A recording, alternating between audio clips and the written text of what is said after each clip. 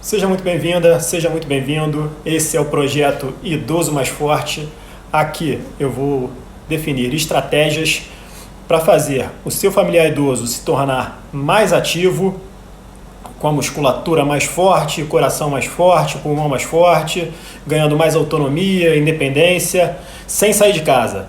Isso tudo mesmo que ele não esteja interessado. Eu sou Duda Menezes, fisioterapeuta, e o episódio de hoje é: o idoso pode se exercitar em casa? Bom, para começar falando, eu vou explicar o que é considerado idoso, quem é considerado idoso aqui no Brasil, né? Aqui no Brasil, quem tem mais de 60 anos já é considerado idoso, tá? Já tem os direitos diferenciados, garantidos por lei, tá? Só que já existe um projeto de lei para transformar essa idade para 65 anos, porque hoje em dia a gente já vê as pessoas com 60 anos com completa capacidade laboral, física, mental, cognitiva. Eu tenho aqui no consultório, por exemplo, pessoas de 60 anos que jogam futebol com garotos de 20 anos. Tá? Então a gente tem que levar isso em consideração. A gente não pode passar um tipo de exercício para uma pessoa de 60 anos igual para uma pessoa de 75 anos, por exemplo. São trabalhos completamente diferentes. Tá? E a gente vai falar mais aqui para familiares de idosos que estão sedentários agora ou que têm alguma dificuldade de locomoção, alguma dificuldade na capacidade pulmonar, na capacidade cardíaca, até porque essas são as pessoas que mais precisam de exercício nesse momento. Tá bom? A gente também vai levar em consideração essa idade, a partir de 65 anos, porque a maioria dos estudos e dos guias que são reconhecidos pela Organização Mundial da Saúde são para pessoas a partir de 65 anos. Tá certo? Então, vou começar falando sobre os benefícios que a gente tem quando começa a praticar atividade física. Na verdade, qualquer pessoa tem esse benefício, mas eu vou falar mais diretamente dos idosos, né? Então, o seu familiar vai ganhar um aumento da força, um aumento da capacidade pulmonar, cardíaca, como a gente vinha falando, um aumento do equilíbrio, um aumento da força óssea, tá? E uma maior disposição para fazer as atividades cotidianas nele, né? Ele vai conseguir fazer com muito mais animação, disposição, e isso tudo leva para uma autonomia, uma independência que não tem preço. É a coisa que mais traz gratificação para a gente que trabalha com saúde, né? Prover essa autonomia para essas pessoas. E você pode ajudar o seu familiar a ter essa autonomia, né? Assim, a gente também pode falar que uma pessoa que pratica atividades físicas e tem um condicionamento físico bom, ela reage melhor a qualquer tipo de doença, de infecção. Tá? O que eu quero dizer com isso? Que você fazendo atividade física vai estar livre do coronavírus? Não, definitivamente você não vai estar livre do coronavírus. Inclusive a gente já viu um caso aí de um rapaz jovem que não era idoso, que praticava maratona e faleceu por causa da Covid-19. Então a gente não pode falar de maneira nenhuma que você está livre da infecção por coronavírus por causa da prática de atividade física. Mas a gente sabe que seu corpo reage melhor a esse tipo de problema. Quando você está bem condicionado, o seu coração funciona melhor, o seu pulmão funciona melhor e você vai se defender melhor de qualquer infecção que venha. Tem no meio da fisioterapia uma história muito comum que é a história do Pilates, né? O Pilates, hoje em dia é muito conhecido. Pilates é o nome do inventor do método, né? O nome dele é Joseph Pilates, ele é um alemão e ele tinha febre reumática quando ele era garoto. E ele começou a praticar atividades físicas para recuperar o déficit físico que ele tinha por causa da febre reumática. E chegou a se tornar até um boxeador profissional. Mas a história que eu quero contar é que ele era alemão e quando começou a Segunda Guerra Mundial ele estava na Inglaterra. E ele foi preso por ser alemão. Tá? Ele acabou trabalhando dentro da prisão como enfermeiro. E ele resolveu ensinar os exercícios que ele praticava para o grupo de prisioneiros que ele ajudava como enfermeiro. E nesse período teve uma epidemia de influenza na Inglaterra. E o que chama muita atenção é que muitos prisioneiros morreram, mas os prisioneiros que praticavam exercício com o Pilates, eles reagiram muito bem a essa epidemia e sobreviveram. Então ele percebeu que o conhecimento que ele tinha sobre atividade física era importante, podia ajudar muita gente. E quando acabou a guerra, ele foi solto, foi para os Estados Unidos, montou o primeiro estúdio de Pilates e começou a história dele. Tá certo? Vamos falar também agora aqui de quais são as consequências do sedentarismo. Tá? A gente pode falar aqui cientificamente, a gente falando cientificamente, com comprovação com artigos, com diversos órgãos respeitados que indicam a prática de atividade física, que o sedentarismo ele está completamente ligado à diminuição da expectativa de vida. Ou seja, a pessoa que pratica atividade física com frequência tem uma expectativa de vida maior do que quem não pratica. Tá? A gente também pode associar o sedentarismo ao aumento do risco de diversas doenças. Então, doenças cardiovasculares, doenças pulmonares, diabetes tipo 2, câncer de mama, câncer de colo, osteopenia, osteoporose, né, porque são doenças parecidas. E você também tem um aumento da perda cognitiva. Tá? Então, a demência está associada ao sedentarismo. Também você aumenta o risco de demência quando você é uma pessoa sedentária. Você aumenta o risco de sofrer uma queda quando você é uma pessoa sedentária. Para você ter uma ideia, segundo o Ministério da Saúde do Brasil, a queda é a 6ª maior causa de morte em idosos aqui no Brasil. Tá? Olha a gravidade da situação que uma queda pode ocasionar. Tá? Não é só quando a pessoa cai e bate a cabeça, não é por acaso, é pela fragilidade corporal mesmo.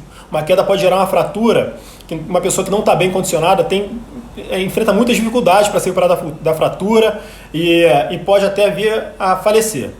Tá certo? Assim, esses riscos todos, eles aumentam com o isolamento social. Tá? A gente tem algumas pesquisas período pré-coronavírus sobre isolamento social. Você tem uma ideia, o Reino Unido criou um órgão equivalente a um ministério aqui no Brasil para lidar com a solidão. A gente pode chamar de Ministério da Solidão, traduzindo ao pé da letra. Né? Então, foi percebido lá que cada vez mais pessoas estavam isoladas socialmente. E quando as pessoas estão isoladas socialmente, o risco de todas as doenças que eu citei aqui aumenta. Tá? O que você quer dizer com isso? Que as pessoas não devem respeitar o isolamento social? Não, de maneira nenhuma. As pessoas devem seguir a orientação da Organização Mundial da Saúde.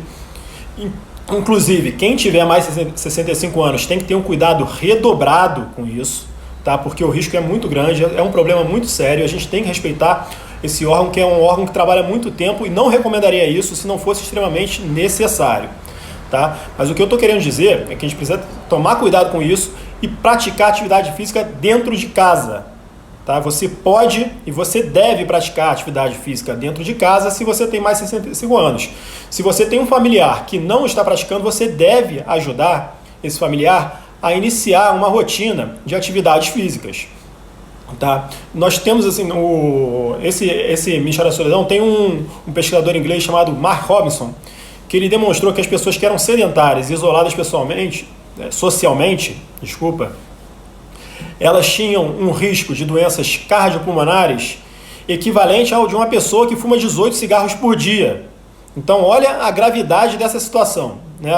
Todo mundo sabe, é notório que o cigarro ele prejudica muito a nossa capacidade cardiopulmonar e que a gente tem um risco maior para essas doenças. O sedentarismo e o isolamento social tem o mesmo efeito de uma pessoa que fuma 18 cigarros por dia. Então a gente tem que combater isso. Tá certo? A gente, inclusive, assim, os países mais desenvolvidos eles já estudam essas causas há mais tempo. Assim, eles se organizam para diminuir o número de hospitalização, principalmente nos idosos, porque quando você vai ser hospitalizado, você tem um contato maior, uma chance de contato maior com vírus, bactérias, e pode pegar uma infecção e ter um problema mais sério do que o problema que te levou ao hospital. Tá? E isso também tem um custo muito alto para esses países de primeiro mundo. Uma hospitalização é muito mais cara do que um problema tratado em casa, tá? Preventivamente. Então eles resolveram atacar o problema na raiz. Resolveram fazer um trabalho que diminuísse a hospitalização. Então quais são os fatores que levam ao aumento do número de hospitalização? Fratura. Como é que a gente pode diminuir o número de fraturas? Com exercícios para ganho de equilíbrio, ganho de força, você diminui o índice de fraturas no país. Como é que a gente pode diminuir o índice de problemas cardiopulmonares? Com exercícios. Como é que a gente pode reduzir o índice de problemas relacionados aos ossos? Também com a osteopenia, osteoporose, com exercício. Então tudo leva ao exercício. O exercício traz diversos benefícios para a gente e diminui o número de hospitalização. Tá? Então é muito importante a gente incluir uma rotina de exercícios nos nossos familiares que são mais idosos. Tá? E qual a frequência indicada, a frequência ideal para a gente praticar exercício e conseguir obter esses benefícios? Bom, a frequência indicada pela Organização Mundial da Saúde é de 150 horas semanais. Se você colocar isso de segunda a sexta, dá 30 minutos por dia. Tá? Mas a gente tem que tomar cuidado aí, porque se você for falar para o seu familiar idoso, para ele começar a praticar 30 minutos por dia de exercício, ele não vai praticar de jeito nenhum, ele vai fugir disso. Tá? Ele não consegue fazer, às vezes, 10 minutos, não consegue levantar do sofá. Como é que ele vai praticar 10 minutos? Você não sabe nem por onde começar, ele vai se assustar com isso, vai se fechar. Então, existe uma maneira mais fácil de você introduzir. Assim, também, a Organização Mundial da Saúde também explica que a partir de 10 minutos você já tem alguma espécie de benefício, você já começa a ter um benefício com a prática de atividades físicas. Então, você pode começar devagar com 10 minutos diários, ou então fazer 2 vezes por semana, com 30 minutos. Aí quando se faz 2 vezes por semana tem que ser um tempo um pouquinho maior. Você tem que tentar adaptar de uma maneira que seja mais eficaz para o seu familiar. Tá? E outra coisa muito importante para você conseguir incluir isso na rotina do seu familiar é a comunicação. Então você não pode tentar obrigá-lo a praticar exercício, porque quando você tenta obrigar, o resultado a longo prazo sempre não vem, tá? É um fracasso normalmente. A melhor estratégia é o convencimento. Você começar a criar uma conexão e uma lembrança afetiva da época que ele conseguia fazer as atividades com mais habilidade, para tentar trazê-lo para a rotina de exercícios. Tá? Então, assim, vou te contar uma história aqui de uma paciente minha que eu fui convidado pela família dela para atendê-la. Eu fui à casa dela fazer avaliação. E quando eu cheguei lá, sentei no quarto sozinho com ela, ela falou assim: olha, eu não vou fazer fisioterapia com você, eu não acredito na fisioterapia, eu não gosto da fisioterapia, não gosto de exercícios, eu não vou fazer nada você pedir porque eu não acredito que isso vai ser bom para mim, que isso vai me ajudar. Tá? Falei, nossa, essa vai dar trabalho, né? Então eu resolvi começar devagar, falei com ele, percebi a situação, né, que não ia ser uma situação fácil, falei com ela: mas me conta um pouquinho do seu problema, pode ser que não te ajude mesmo, que a fisioterapia não te ajude, não traga benefício para você, eu até explico para sua família se isso for realmente verdade, mas me conta um pouquinho do seu problema para eu entender se tem como eu te ajudar de alguma maneira, se não tem. E ela começou a contar, ela vinha de uma cirurgia mal sucedida na coluna, estava muito mal-humorada, estava com os dois pés atrás com qualquer profissional da saúde, e estava com o rosto, com a cara nervosa, contando a história e tudo mais. E aí eu perguntei para ela: mas o que você fazia quando você era mais jovem? O que você gostava de fazer? E aí ela contou que ela adorava sair com o marido para dançar. Mas ela já era viúva há muito tempo e quando ela começou a contar sobre a dança, o rosto dela mudou, a feição dela mudou. Ela abriu um sorrisinho, eu consegui trazer uma lembrança saudável e consegui aproveitar essa lembrança para conversar com ela de uma maneira mais leve. E aí ela começou a me contar que ela ia até escondida da família, que ela ia para um clube de dança, pagava R$10 para os rapazes dançar com ela. Falei: olha, se a gente começar a tentar fazer fisioterapia com dança, E eu não sou nenhum expert em dança, tá? Tenho muita dificuldade com isso. Mas a gente fazendo 2 para lá, 2 para cá, abaixa, levanta, gira, a gente já consegue começar a movimentar. E aí ela adorou. Então isso na primeira sessão eu já consegui transformar a reatividade dela, a fisioterapia, né? E aí, depois de um tempo, ela fez todos os exercícios que ela falou que não ia fazer. Eu consegui incluir tudo que ela precisava, e ela fez todos os exercícios e está muito bem até hoje, tá? E vamos voltar então aqui para o tema. A gente existe um melhor horário para você praticar atividade física? Não existe. Esse horário você tem que pensar que a pessoa que vai praticar atividade física, o idoso que vai praticar, tem que ser o centro da atenção, não o contrário. Ele não tem que praticar no melhor horário que é para você, no melhor horário do dia, tem que praticar no horário que ele se sente mais confortável para isso, tá? Você não quer criar barreiras agora, você quer incluir a frequência. A frequência é muito importante numa rotina de exercícios. Então, mais importante que qualquer outro fator. Então, respeita um horário que ele goste, para você ter mais facilidade nesse início. Tá? Mas você precisa de acessórios para fazer exercício em casa? Não, de maneira nenhuma. Você pode começar os exercícios usando só o peso do próprio corpo. E pode usar uma cadeira. Você tem em casa, a cadeira com uma mesa de jantar, por exemplo. Tá? Isso é o suficiente para você trabalhar muito bem. Se você pensar que a pessoa tem dificuldade para as atividades do dia a dia, às vezes a pessoa tem dificuldade para levantar num sofá mais baixo, mais fofo. Então, o peso do corpo é suficiente para você conseguir evoluir. Tá? Mais para frente, se você quiser melhorar o seu treino, você pode adquirir alguns acessórios. Eu vou até fazer um vídeo mais para frente também falando só sobre os acessórios que podem ajudar na prática de atividade física em casa, tá bom? A gente vai fazer uma sequência grande de vídeos aqui e vamos abordar cada detalhe, cada item profundamente para te ajudar a incluir a rotina de atividades físicas para o seu familiar idoso. Tá? E tem alguma pessoa que não deve fazer exercício, que é contraindicada a fazer exercício? Não existe. Segundo a Organização Mundial da Saúde, não existe contraindicação para atividade física. O que existe é um cuidado maior com algumas pessoas. Algumas pessoas não podem praticar atividade física com uma intensidade mais vigorosa. Tá? Mas o idoso pode praticar atividade física com intensidade vigorosa? Pode, desde que ele respeite o ciclo evolutivo dele e que ele não tenha algumas condições de saúde que atrapalhem, como condições, problemas cardiovasculares, diabetes tipo 2. Essas pessoas têm que tomar um pouquinho mais de cuidado, começar com intensidade leve e pedir uma autorização médica, conversar com seu médico para começarem a fazer exercício. Mas até para essas pessoas o exercício ajuda muito. Se você respeitar o ciclo evolutivo, você consegue chegar numa intensidade mais forte. E aí você pode diminuir o número de horas por semana. Tá? Mais para frente a gente vai falar sobre isso também, que isso é um assunto muito delicado, muito polêmico, mas que tem todo o respaldo da Organização Mundial de Saúde para se trabalhar nesse aspecto. Tá?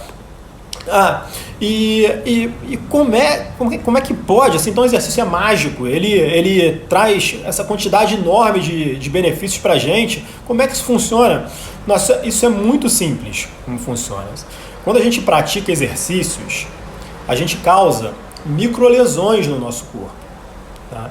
E as nossas células de defesa, elas reconhecem essas microlesões e vão recuperá-las.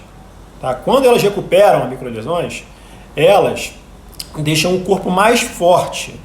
E quando você continua com essa prática, você vai precisando de cada vez de mais esforço para causar essas microlesões. E seu corpo vai ficando cada vez mais forte. Tá?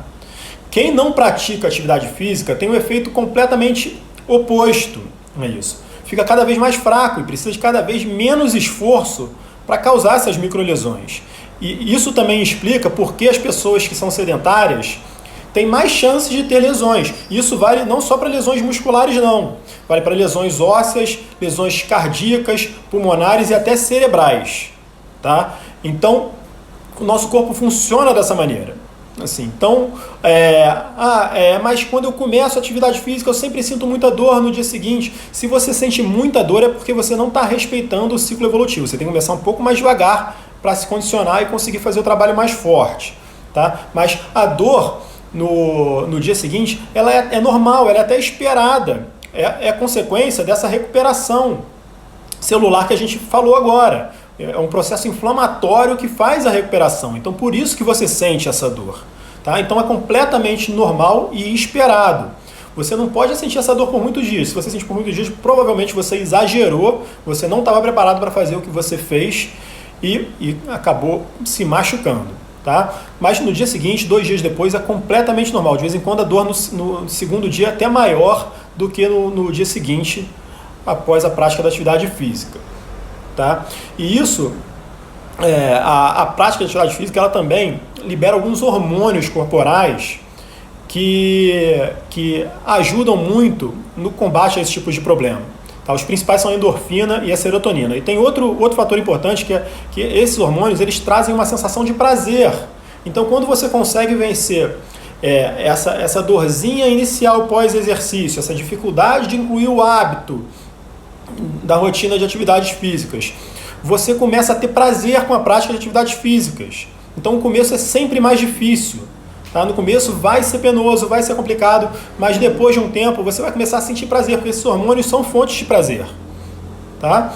E você vai ver que você vai se sentir muito melhor, até para fazer as coisas do seu cotidiano.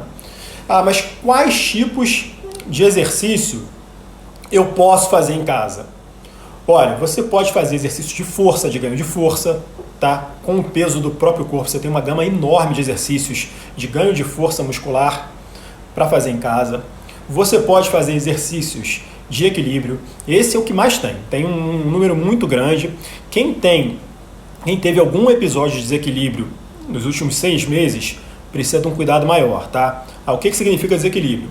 Significa cair, ou então você pode não chegar a cair, mas ter que se apoiar em alguma coisa porque perdeu a capacidade de se manter em pé, tá bom? Então, quem teve algum quadro de desequilíbrio nos últimos 6 meses, precisa de um cuidado maior, precisa de um apoio ou até de uma pessoa ajudando, tá? Eu também vou gravar um vídeo aqui explicando como é que o familiar pode ajudar um idoso a trabalhar com exercício de força, de equilíbrio, melhor posicionamento. A gente vai entrar em mais detalhes sobre isso num vídeo mais para frente. Tá? Exercícios respiratórios.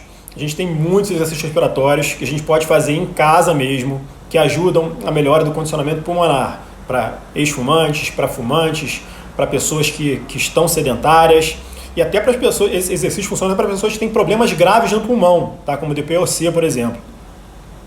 A gente também tem exercícios aeróbicos. Mas como é que eu vou fazer o exercício aeróbico em casa? Eu faço minha caminhada, eu adoro fazer minha caminhada. Em casa eu não posso substituir, não dá, não tem como eu fazer, eu não tenho espaço aqui em casa para fazer caminhada.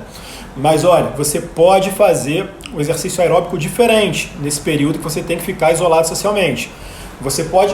O exercício aeróbico é um exercício que aumenta a sua frequência cardíaca e sua frequência respiratória. Tá? Então, você tem diversos exercícios fáceis de fazer em casa, já conhecidos há muito tempo pela medicina, pela fisioterapia, pelos profissionais de educação física, que provocam esse aumento da frequência respiratória, aumento da frequência cardíaca e trazem os benefícios das atividades aeróbicas. Então, é possível fazer em casa também, tá certo? Então, vou terminar por aqui. Nesse primeiro vídeo, eu tentei demonstrar para vocês que é possível fazer exercício em casa, que os idosos podem fazer exercício em casa, tá? Não só podem, como devem, tem diversos benefícios com isso, não existe a menor dúvida de que é possível e que é benéfico para os idosos. E eu vou fazer uma sequência nesse projeto Idoso Mais Forte de vídeos, tentar fazer lives diárias aqui para vocês, tá? E eu gostaria que você deixasse aqui embaixo os comentários, as dúvidas sobre esse vídeo, sugestões de temas para eu abordar daqui para frente e me falar se foi legal, se ajudou, se tem alguma coisa que eu poderia ajudar mais para saber se eu estou no caminho certo. Se isso pode ajudar alguém da sua família ou alguém que você conhece, compartilha para ajudar a gente a conseguir deixar os nossos idosos mais fortes. Nesse período que a gente está vivendo aí de coronavírus, dessa pandemia, de isolamento social, é hora da sociedade se abraçar, se ajudar. Se cada um puder falar um pouquinho sobre o que conhece, sobre o que sabe, com certeza a gente vai sair mais forte depois dessa, tá certo? Um grande abraço a todos. Eu sou o Duda Menezes, fisioterapeuta, e meu objetivo é deixar os idosos mais fortes. Tchau, tchau.